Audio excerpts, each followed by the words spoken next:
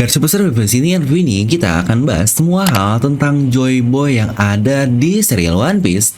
Nah, mari tanpa basa-basi lagi kita langsung saja wadaw. Stories, I'm a fool for your love.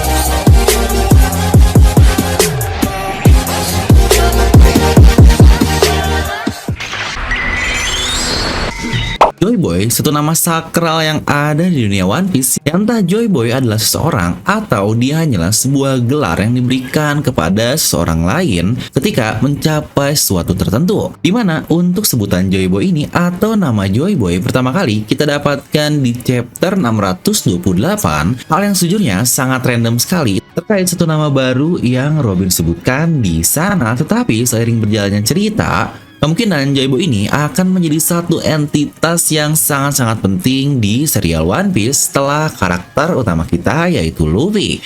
Yang bahkan Luffy juga disebut sebagai Joy Boy juga nih. Nah, mari di sini kita akan bahas tuntas semua hal kecil yang kita ketahui tentang Joy Boy. Jadi pastikan kalian tonton video sampai habis ya, agar tidak ada informasi yang miss dan juga setengah-setengah. Nah, yuk siapkan kopi, jangan lupa menu besar, ambil posisi PW, and wadidaw. Nah, pertanyaan pertama, pasti kenapa kita hanya tahu sedikit sekali tentang satu karakter Joy Boy ini? Karena dari narasi yang kita dapatkan kemungkinan orang ini hidup lebih dari 800 tahun yang lalu yang ada di serial One Piece. Dan kita semua tahu 800 tahun yang lalu berhubungan dengan yang namanya Abad yang Hilang atau Void Century. Ya benar, sesuai namanya, Void Century adalah rentetan waktu timeline selama 100 tahun yang hilang dari sejarah, yaitu di antara 900 sampai 800 tahun yang lalu, di mana pemerintahan dunia, organisasi yang mengontrol segala hal di dunia ini, menghilangkan semua informasi dan sejarah yang ada hubungannya dengan timeline tersebut, yang bahkan hampir tidak ada informasi tersisa di tahun-tahun itu, seperti reruntuhan arkeolog, tidak ada buku, semuanya benar-benar hilang tanpa jejak, kecuali satu hal. Ya, sudah bisa kita tebak, dan itu adalah Poneglyph. Poneglyph adalah salah satu kelemahan dari rencana besar pemerintahan dunia untuk menghilangkan sisa-sisa informasi di abad tersebut, dan sosok yang membuatnya tersebar kemungkinan besar adalah Ratu Alabasta pada era itu, alias Nefertari di Lily. Yang entah bagaimana cara dia mengirimnya ke seluruh dunia, di mana teori beredar adalah jika Lily ini pemakan Nikyuu no Mi dan menggunakan paunya untuk menyebarkan Poneglyph di pulau-pulau yang ada. Ya tentu saja untuk hal itu tidak akan kita bahas di video ini, di mana Poneglyph adalah balok besar yang tidak bisa dihancurkan dan memiliki bahasa misterius yang tertera di dalamnya, di mana salah satu yang bisa membaca Poneglyph dan masih hidup saat ini adalah Nico Robin, yang lagi-lagi seorang arkeolog di kru karakter utama kita yaitu Topi Jerami, yang karenanya juga lah kita bisa mendengar nama Joy Boy untuk pertama kali. Di Poneglyph yang kita temukan di Fishman Island, di situ Robin membacakan jika ada sebuah janji antara Joy Boy dan Poseidon yang lebih dari 800 tahun yang lalu, di mana Poseidon adalah senjata kuno yang terus-menerus tereinkarnasi setiap 100 tahun sekali dari duyung di Pulau Fishman tersebut, di mana seorang tersebut dapat ditakdirkan untuk memiliki kemampuan yang dapat memerintah para Sea King atau Raja Lautan yang super besar, yang bahkan lebih besar dibandingkan pulau.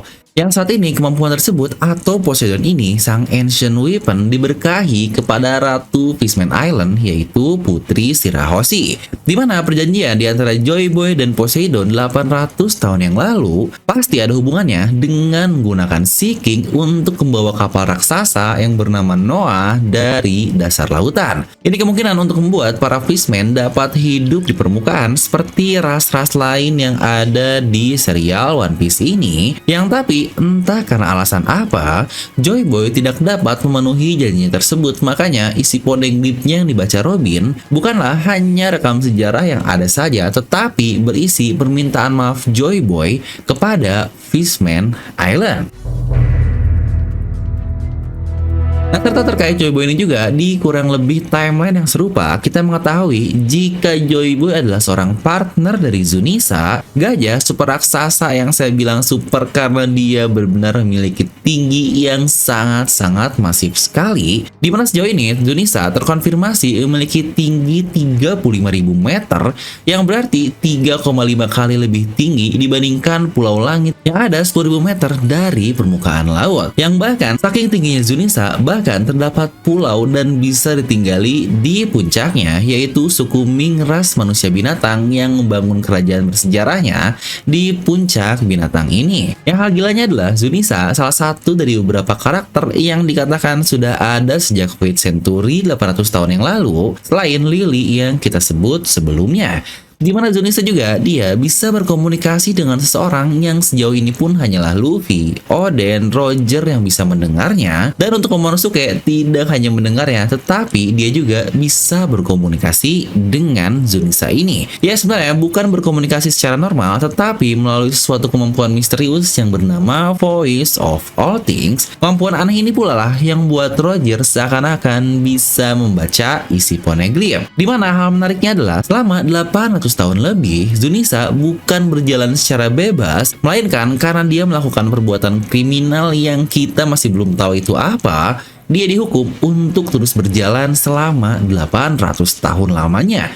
Yang entah apakah hukuman tersebut sudah mulai menghilang setelah akhirnya Zunisa bertemu dengan Momonosuke, karena seperti yang kita tahu, tiba-tiba Zunisa ini muncul di negeri Wano Kuni, lagi-lagi sepertinya untuk membantu Momonosuke dalam membuka batasan dari negeri Wano Kuni ini, tetapi lagi-lagi karena suatu alasan yang kita masih belum jelas, Momonosuke bilang jika dia belum siap untuk membuka batasan negeri Wano. Yang juga kita masih belum tahu apa alasan kenapa hanya Momonosuke lah satu-satunya orang yang bisa berkomunikasi dengan Zunisa, yang seakan-akan mereka berbicara kepada seorang teman. Nah, dimana terkait Joy Boy ini, kita juga memiliki beberapa peninggalan dan sejauh ini mungkin hanya ada dua hal yang kita ketahui.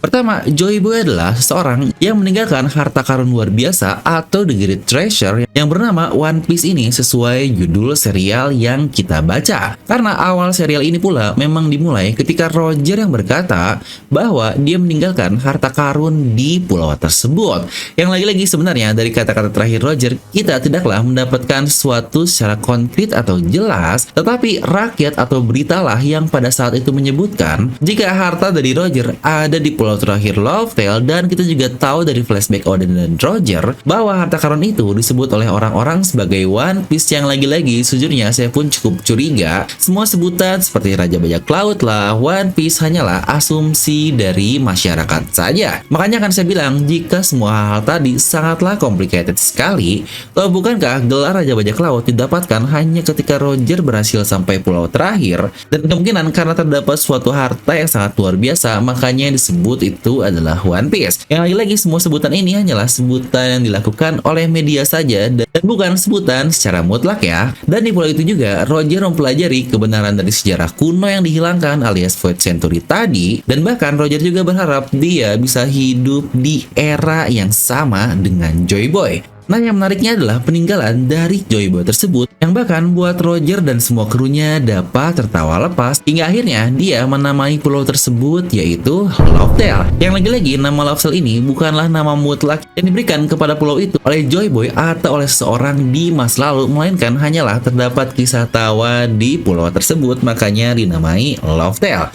Yang itulah alasan kenapa saya cukup curiga terkait nama One Piece ini sendiri dan gelar Raja Bajak Laut tadi. Di mana Roger juga berkata bahwa mereka sampai terlalu cepat, entah terlalu cepat sampai ke Lovetail kah atau bagaimana, tetapi dari persepsi yang saya dapatkan, mereka terlalu cepat dari datangnya Joy Boy di era yang mendatang, tepat seperti perkataan para Sea King tersebut. Makanya saya cukup yakin jika Roger tidaklah menemukan One Piece karena masih butuh hal lain untuk One Piece ini dapat ditemukan, yaitu ketika lahirnya pertemuan dari kedua penguasa seperti kata-kata Sea King, dan untuk karakternya pun sudah diramalkan akan ada 800 tahun kemudian dari era 4th century, atau tepat 25 tahun dari Roger mencapai Love-Tale. Yang terima kasih kepada Kozuki Oden yang memberitahu kita dari penafsirannya terkait semua poneglyph yang dia pernah baca sampai ke Love-Tale, bahwa dalam 25 tahun dari dia sampai ke Love-Tale atau 20 tahun dari kematian Oden ini akan datang seseorang yang disebut sebagai Joy Boy,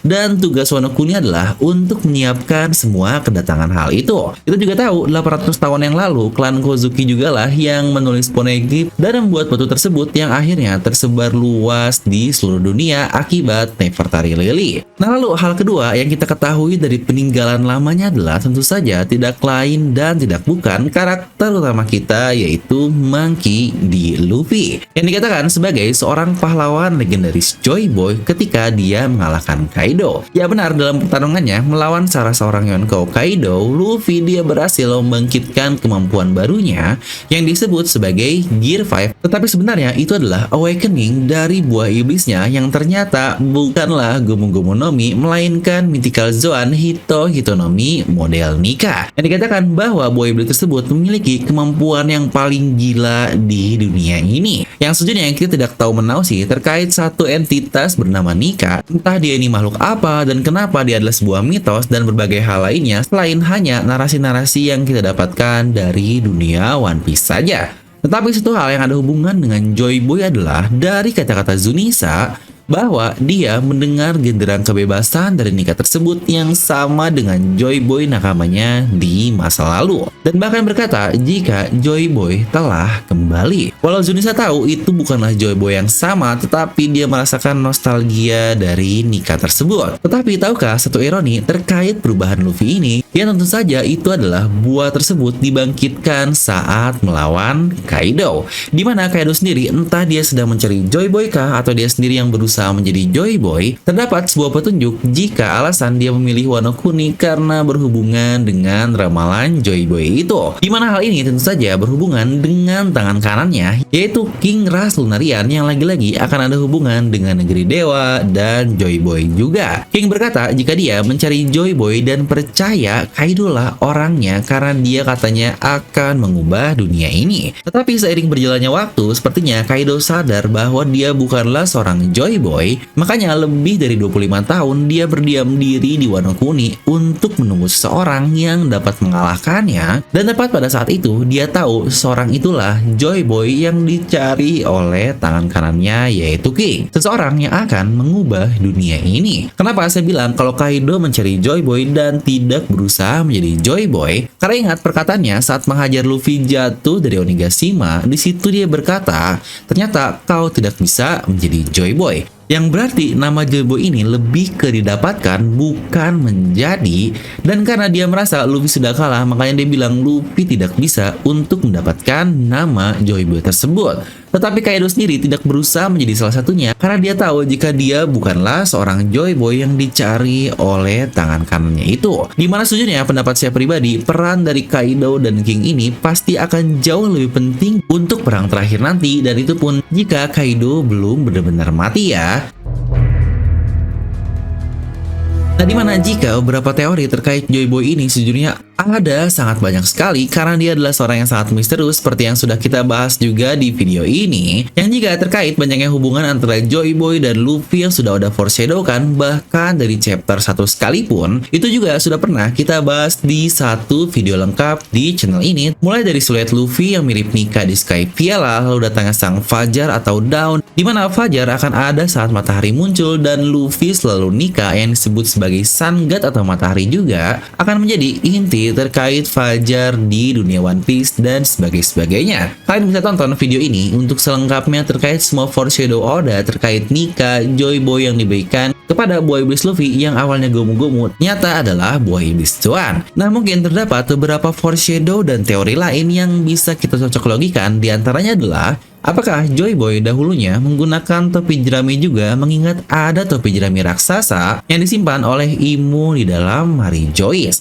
Yang jika tidak, kenapa topi jerami tersebut disimpan sampai dibekukan seperti itu? Dan kira-kira apakah ada hal signifikan yang berhubungan dengan topi jerami yang diwariskan dari Roger kepada Shanks dan kepada Luffy? Lagi-lagi karena sosoknya yang sangat misterius, jadi semua hal itu masih sangat minim sekali. Serta juga apakah dia ini adalah seorang penguasa di kerajaan kuno pada Void Century lalu, mengingat dikatakan jika kerajaan kuno adalah kerajaan dengan teknologi masyhur yang sangat advance dibandingkan kerajaan lain pada era tersebut. Dan dilihat dari sumber daya yang Lilith katakan, mereka menggunakan api untuk segalanya. Dan apakah Joy Boy penguasa di masa lalu itu adalah seorang ras Lunarian? Makanya apinya menjadi tidak terbatas atau energinya sangat tidak terbatas. Yang tahu bukankah sangat aneh sekali King seorang Lunarian bisa tahu terkait Joy Boy ini? Yang sejujurnya untuk hal ini pula pernah saya bahas di salah satu mega teori di channel Devilnom ini, yang atau mungkinkah Joy Boy adalah seorang raja bajak laut pertama di dunia One Piece. Dia berkelana ke seluruh dunia dan membawa kebahagiaan atau ketenangan layaknya Dewa Matahari yang dikatakan oleh Mother Carmel,